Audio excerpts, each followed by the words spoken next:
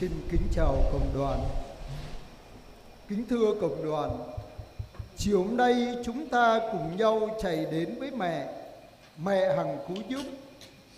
Nhất là trong tháng 10 này, Hội Thánh mời gọi con cái mẹ cùng với mẹ ra đi loan báo tin mừng cứu độ bằng việc dõi bước theo mẹ, đi lại các mầu nhiệm vui thương mừng sáng. Cùng nhau lần hạt mân côi để ca tụng Chúa và xin mẹ luôn đồng hành với chúng ta trong hành trình dương thế này. Trong giờ phút này, mỗi người chúng ta là con cái của mẹ. Mẹ muốn chúng ta hãy dâng lên mẹ tất cả những lời khẩn nguyện, những lo âu vất vả, những tội lỗi và yếu đuối, để xin mẹ dâng lên Chúa, để xin Chúa đón nhận và chúc lành cho từng người chúng ta. Với tâm tình tri ân cảm tạ Chúa và mẹ, chiều hôm nay mời cộng đoàn cùng chiêm ngắm mẹ với tước hiệu Thánh nữ Maria là cửa thiên đàng. Ở già bị ma mét nông dòng đời mai từ dòng kèng khắp. Lâm này bình toa đoài tờ kỳ rây hằng ami nông gum suruna nào. Hello đừng amang plan blue hane kun chunum mayang chắc dâu bình ana mút rom hằng na bờ mư prơi tờ lời mạc la mừng proa cờ toai anyu bengai hem bờ min tui đoạp lú mà ta bưng hờ gom mờ giang mút rom yo nhu cờ toai bengai hem keng bứ bờ ang khoai giang ở đây hăng được cao ami do rom hăng bình ta nào amang chờ lan rờ bát bơi lon tờ ná amang mung menit ani rim cho bình ta zingana ami kang bình ta bây giờ hằng abi tờ lời giàu lai cờ vứ rờ cầu đúng tờ lời klek lan klam chao đúng tờ lời du đầm man sát pat ram rây kang bây giờ hằng khoai giang ở đây kang khoai giang ở đây chợ ca hằng bờ pu prơi bưng rim cho cờ bình ta amang pran chua beni hơ ớt khoai giang ở đây hằng beni cơ klam này rờ cao bình ta lăng yom ananami prai chi mà giang Maria dinh pa hamang để cha bờ tàu ở đây mong anh ấy ta rờ phứ rờ cầu khoai giang ở đây tú bác lai bưng ai chua đây rồi rim cho cơ bình ta.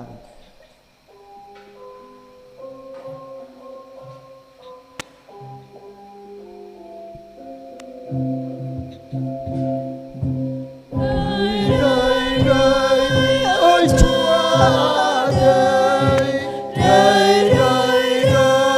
ôi Chúa Kitô, rơi bờ bịp lô trong lòng tơ nào, rơi bờ bịp lô trong Chúa bình mời, rơi môi thổ rơi môi thổ thân nam à đây, thổ bộ bật lại tôi Giêsu Kitô qua mời, lời thần kia của Đức Chúa Trời, lời thần kia của chính ngôi lời, xin Ngài hãy đến cánh tân trần gian, xin Ngài hãy đến cánh tân lòng con.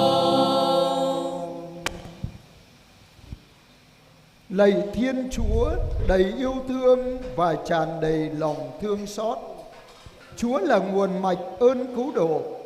Chúa đã đến trần gian tuyển chọn Đức Maria làm mẹ Chúa. Chúa đã làm cho mẹ trở thành cánh cửa của thiên đàng, khi Chúa thụ thai trong lòng của mẹ. Xin Chúa cho mỗi người chúng con có được niềm tin và lòng yêu mến Chúa như mẹ, biết siêng năng lần hạt mân côi, để chúng con đón nhận được ơn cứu độ Chúa ban cho chúng con qua mẹ. Chúng con cầu xin nhờ Đức Giêsu Kitô Chúa chúng con. Amen.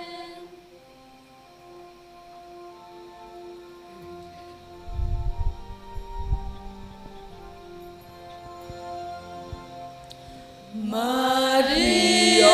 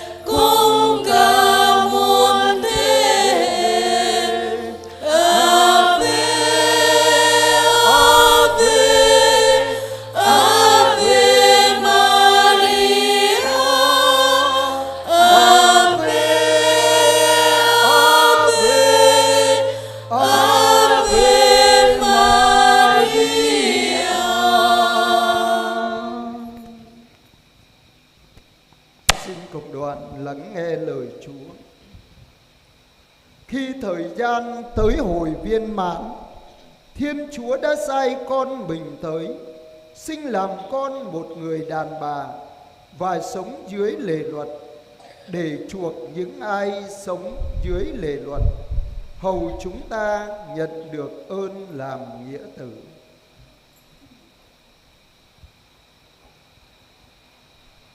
Ru per kelul konre khoa yang adei pedar kle ana nyu tekeang mừng đã bene tekeang du loa cơ tơi pian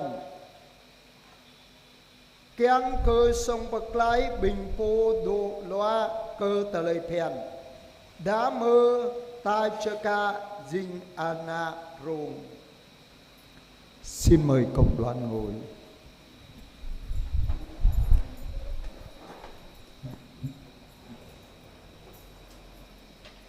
Kính thưa cộng đoàn, từ khi Adam Eva phạm tội ăn quả trái cấm, cửa thiên đàng như bị đóng lại. Con người phải lần bước trong bóng tối của tội lỗi và sự chết. Nhưng từ khi thiên sứ Gabriel truyền tin cho mẹ Maria khi đón nhận và làm theo lời thiên sứ truyền, ngay lúc đó cửa trời rộng mở, con Thiên Chúa từ trời xuống, trở thành con người nơi cung lòng của mẹ. Mẹ Maria là cánh cửa mở ra để kết nối giữa trời và đất, giữa Thiên Chúa và con người. Chúa Giêsu là cửa thiên đàng, là cửa của sự sống, là cửa của nguồn ơn cứu độ. Chính vì vậy, khi mẹ cưu mang con Thiên Chúa nơi cung lòng của mẹ trở thành cửa thiên đàng, là Eva mới cho nhân loại. Như lời thánh ca ca tụng mẹ: tại lối bà Eva, cửa thiên đàng đóng lại. Nay nhờ trinh nữ Maria, Chúa đã cho rộng mở đón hết thảy mọi người. Mẹ là người luôn luôn liên lỉ cầu thay nguyện giúp cho con cái mẹ. Mẹ luôn đồng hành với con cái mẹ, để mẹ dẫn đưa từng người về nơi thiên đàng vĩnh cửu. Lạy mẹ, chúng con cháu Eva còn vương vấn muôn vàn tội lỗi. Giờ đây chúng con khẩn cầu mẹ cứu giúp chúng con. Chúng con luôn tin tưởng rằng mẹ luôn ở bên chúng con. Giờ đây chúng con hợp lời với hội thánh, thốt lên lời ca tụng tán dương mẹ. Tấu lạy bà thật là vinh hiển, thật cao vời trên cả 9 tầng mây. Chúa Giêsu đấng đã dựng nên mẹ là thánh tử, chính mẹ cho bú mớm. Ân sủng mất từ Eva xuẩn động, nay mẹ phục hồi nhờ bởi Chúa con, để từ đây nhân loại hết tủi hờn, được mẹ dẫn vào thiên đàng. Mẹ là chính cửa ngọ môn đền sáng rực, đã mở ra cho thiên tử giáng trần. Hãy reo hò nào muôn nước muôn dân, này trinh nữ tặng cho ta nguồn sống. Lòng hớn hở xin hợp lời ca tụng, mà tán dương mẹ là cửa thiên đàng. Nguyện mẹ thương lắng nghe lời nài khẩn, đoàn chúng con dâng lên mẹ không ngừng. Amen. Ở dạ bị ma mét nông dòng đời cơ bình chân ai mà mọi càng khắp. Lâm mung Adam Eva bông bố con, ba măng để cha và tàu ở đây ca được rước lại. Mơ núi mà năm hờ tiếp amang ke năm mót, hăng tờ lời xót sát rầm rầy. Sa mơ mưng mung giang hem Gabriel bờ thâu rơi cơ Ami Maria lâm chơ ca tu ra bờ thâu hăng ngạ tui gơ anun. Dơ mung anun pa mang để cha bờ tàu ade pop rơi. Ana khoai giang ade run rây dinh ana menui bơi tian Ami Maria dinh bá măng pop rơi keng belir bờ xít lon tờ ná hăng rừng ít lon. Khoai giang ade hăng menui menam. Giêsu khoai dinh bá măng để cha bờ tàu ade. Dinh bá măng cơ tờ lời hờ điếp. Dinh bá măng bưng sông bậc lái. Doanun lâm ami game ana khoai giang ade bơi tiền ami dinh bá măng để cha tàu ade dở. Ami dinh Eva pro rơi cơ mờ núi mờ nằm. Cá đơ tờ lưới ado hri bứ bờ an cửa ami. Mừng tờ lưới xót sát ya Eva ba măng để cha ade rước lại dở. Anh ấy mừng po pra chiếc Maria khoa đế bọc rơi chơ ca abi mờ núi mờ nằm. Ami dinh po giao lại rơi bình ana ba na nào ami rebat rom hang ana ami na nào kyang ami chong ba grim cho ana pa pru per de cha pa tơi bơ to de hờ điếp tờ lời hờ điếp lòng là ở ami binh cầm ơi dinh tờ cho tờ che Eva lắc bướp lu tờ lời tờ nạp sốt sát rầm rầy mung anh ấy binh cầm ơi cờ vứ rờ cao ami gum sru binh cầm ơi pran gứt á hỡi in hang ami do che game cơ bình cầm ơi nà nào mong anh ấy bình cầm ơi mút rom hang khun chenum mơ giang ado bani hari hơ cơ ami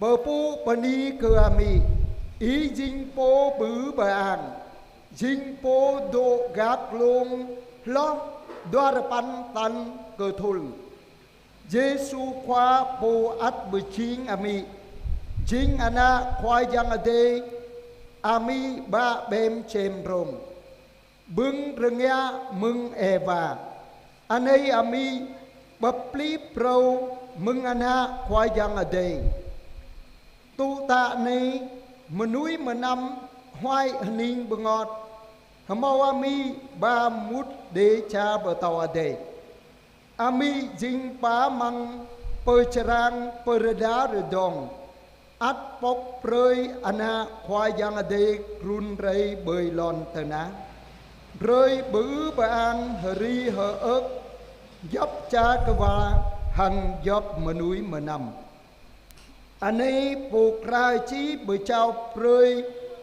cơ bình ta tờ lời hờ điếp ran học mà ác mà ai mút rom à đố ri bani hờ ớt hằng bứ bà an ami dinh bá măng để cha bà tàu ở đây rồi câu ami hâm đúng tờ lời cờ vứ rồi cầu bình cơ mơi bây giờ ami bu pờ lịch ố amen.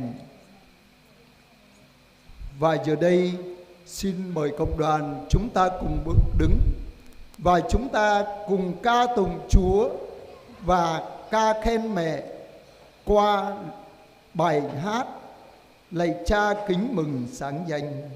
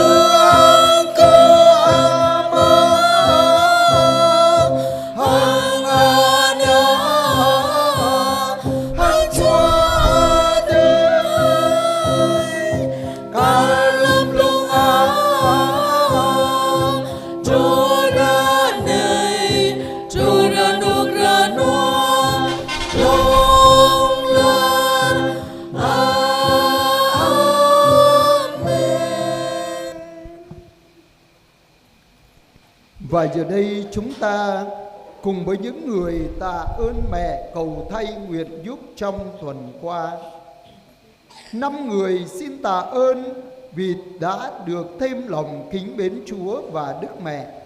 3 người xin tạ ơn vì biết vâng theo thánh ý Chúa.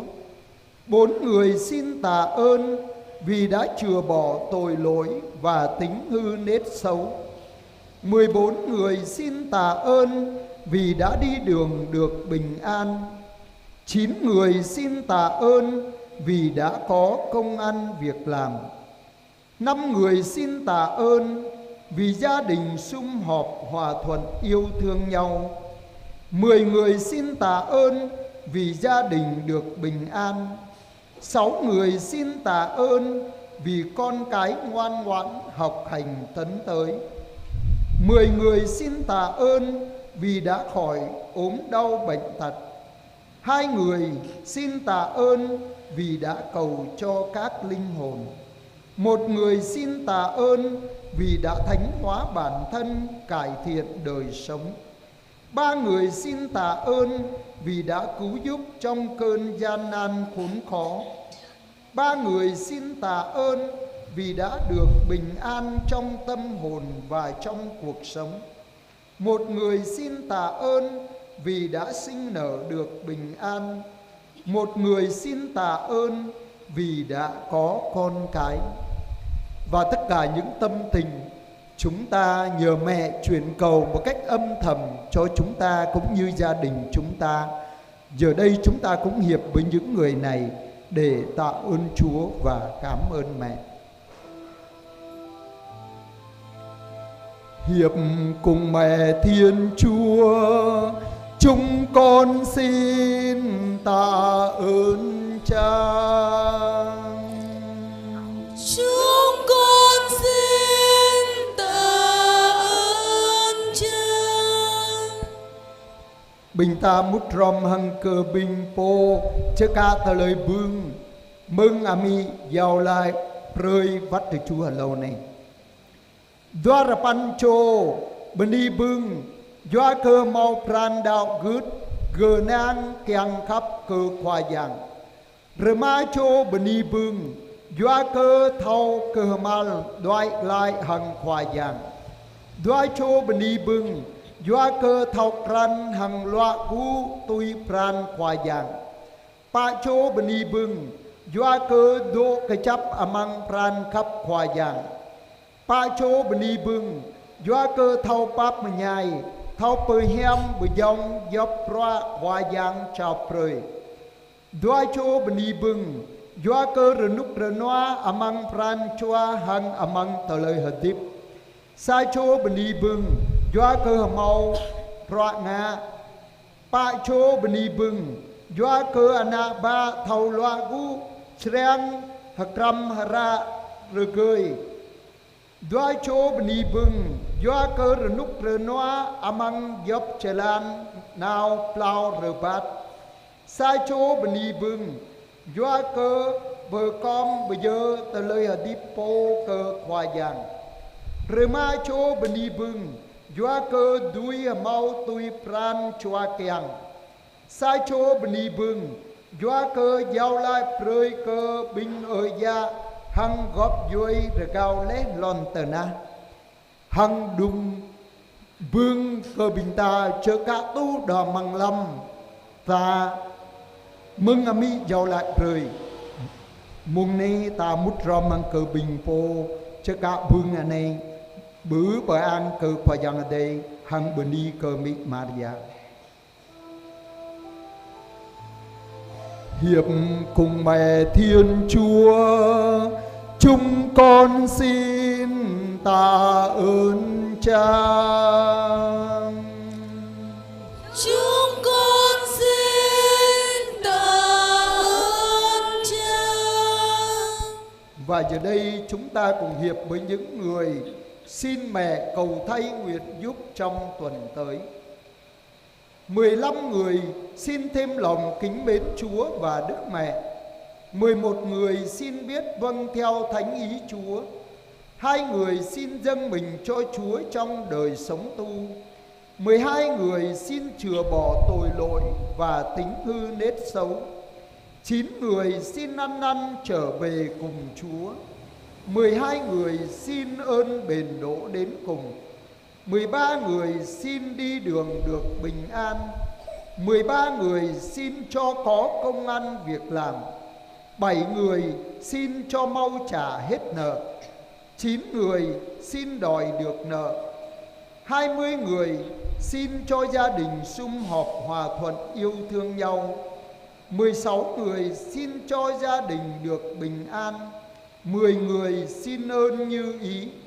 13 người xin cho con cái ngoan ngoãn học hành tấn tới. 1 người xin tìm được người thân. 15 người xin cho khỏi ốm đau bệnh tật. 11 người xin ơn chết lành. 17 người xin cầu cho các linh hồn. 8 người xin thánh hóa bản thân, cải thiện đời sống. 8 người xin ơn cứu giúp trong cơn gian nan khốn khó. 10 người xin ơn bình an trong tâm hồn và trong cuộc sống. 1 người xin sinh nở được bình an. 2 người xin tìm thấy của cải. Và tất cả những tâm tình trong thâm tâm chúng ta muốn khẩn khoản nài xin mẹ cầu thay nguyện giúp trong tuần tới. Chúng ta cũng hiệp với những người này để khẩn khoản cầu xin mẹ. Hiệp cùng Đức Mẹ chuyến cầu, xin Chúa nhậm lời chúng con.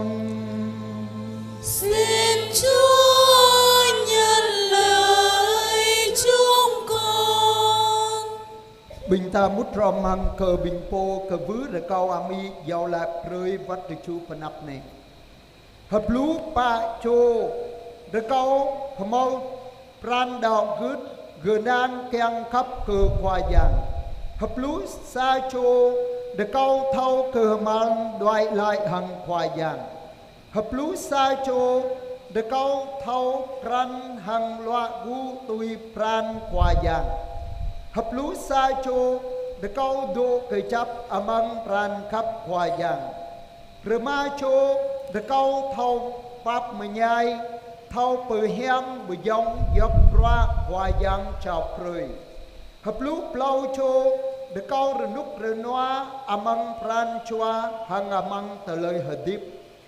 Clau chô rờ câu mau pra nga. Từ chú chô rờ câu đuôi mau tờ lời sru hang gum bờ min amang tờ lời tờ nạp tờ nòng. Hợp lú chapan chô rờ câu sang ano thâu hờ điệp rờ môm thâu bờ khắp prom. Đuôi chô rờ câu mau ana ba. Ba chô rờ câu ba hăng từ keng klạ hèm. Từ chú chô rờ câu ana ba thâu loa gu treng hạc ram hara rơi rờ gơi. 5 chô rờ câu góp duy nào bờ tái đuôi klai bờ sang. 8 chô rờ câu rờ núc rờ noa amang dốc jalan nào plau rờ bát. 9 chô rờ câu mau bưng ai bờ xoay rơi chân hang pran chua. 8 chô rờ câu dây hem pla. 9 chô rờ câu đuôi mau tui pran chua kiang. Hợp lú rờ ma chô rờ câu giao lại prơi cơ binh ơi gia hang góp duy rờ câu lé lon tờ ná. Hằng đùm mà nó đọ mang lâm ta keng ami giàu lạc rơi ta mút rom hằng cờ bình po này cờ vứ rờ câu ami giàu lạc rơi vắt từ chú panap này. Hiệp cùng Đức Mẹ chuyến cầu, xin Chúa nhậm lời chúng con.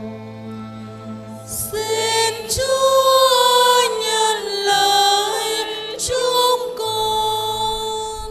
Và giờ đây chúng ta là con của mẹ.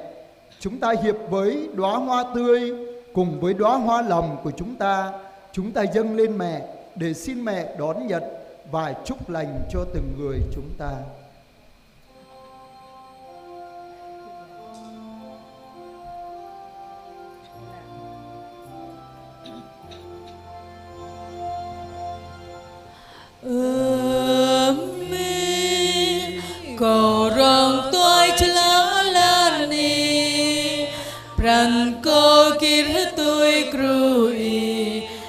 kiang mi pơ tô prey clay tu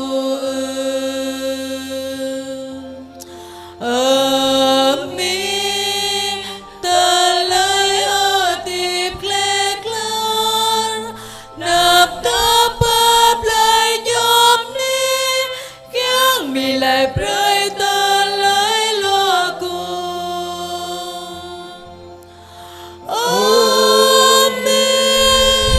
bao tô prey ta lấy lo cu tông prey rơi nê hàng kia ti lo cu bao coi cô tô lo cu mong nê kia ti cho bờ rai tu mẹ ơi đời con dõi bước theo mẹ lòng con quyết nói gương mẹ xin mẹ dạy con hai tiếng xin vâng mẹ ơi đường đi trong ngàn nguy cố hiểm nguy dâng tràn đầy đó xin mẹ dạy con hai tiếng xin vâng xin vâng mẹ dạy con hai tiếng xin vâng hôm qua hôm nay và ngày mai xin vâng mẹ dạy con hai tiếng xin vâng hôm nay tương lai và suốt đời mình nè pray câu đôi tuổi là ni pran có tuổi cruy pa to pe mai ta lấy loa cu mi ơi tim mới lên làng nam môn bà cứ trong ta sát râm ý dù cùng mới đêm rải na na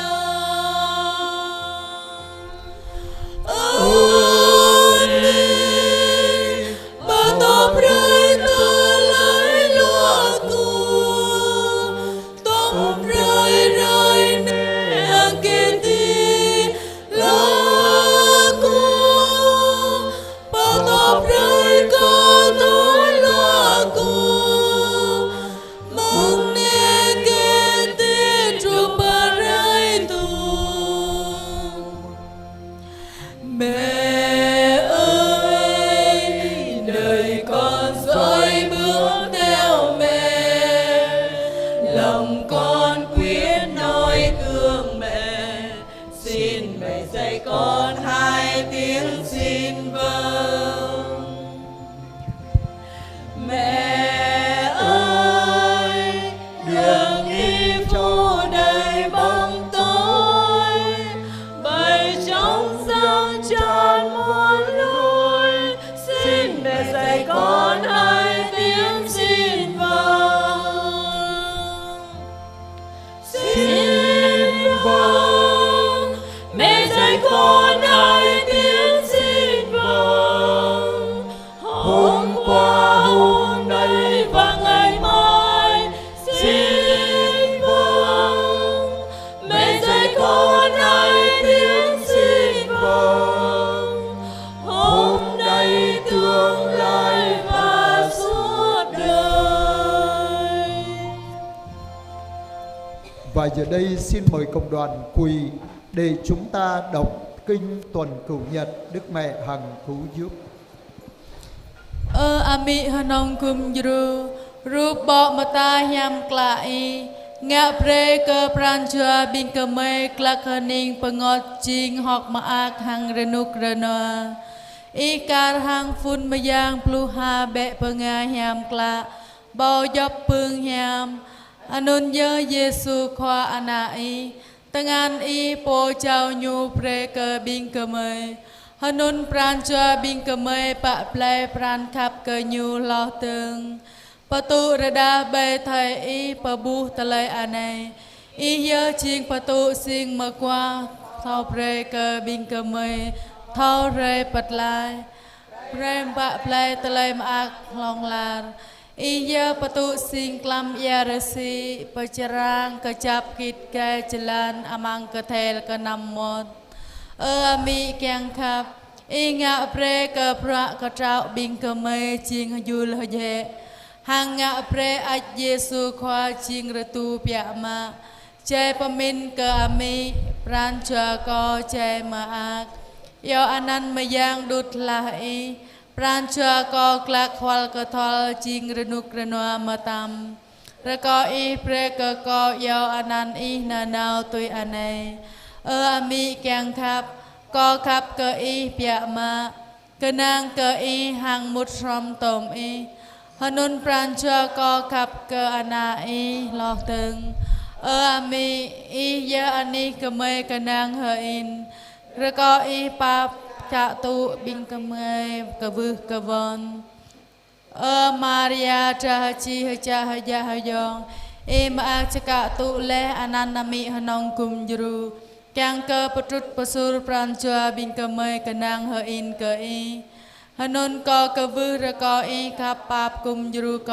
ណាណៅអាម៉ាំងយ៉ាប់អានីតោអណោណៅលំយ៉ាងសាត់ភ្លើផ្លាច់លំមកតលៃសលំពឹបតលៃតណាប់អាម៉ាំងតលៃហទីបហាងពៈម៉ាញូអាម៉ាំងមងជីតលោះប្រានអាមីពោថោខាប៉ាបរកអ៊ីប្រេកកថោដោយណៅពអ៊ីណាណៅក៏គឺសិតនិកតតាក៏ចរាំងដោយណៅពអ៊ីហនុនងាប្រេកអ៊ីចេមើហាប់ករកអ៊ីប្រេកកពឹងយំហ្វានអាណេមីហនងគុំយរូរកអ៊ីពពុប្រេហាមកកហាងយោលែគុំប្រេកកតុតអាណេហាងលំមុងជីតលោះប្រានអាមែនមីហនងគុំយរូរកអ៊ីវៃឡាំងបកាំងប៊ីងពោតរំកបកាំងកអ៊ីអកទីមហ្វុនកគុលជំនុំមយ៉ាងកទេចារកកសាំងអណកកអតេអម៉ៃអតេអាយ៉ងក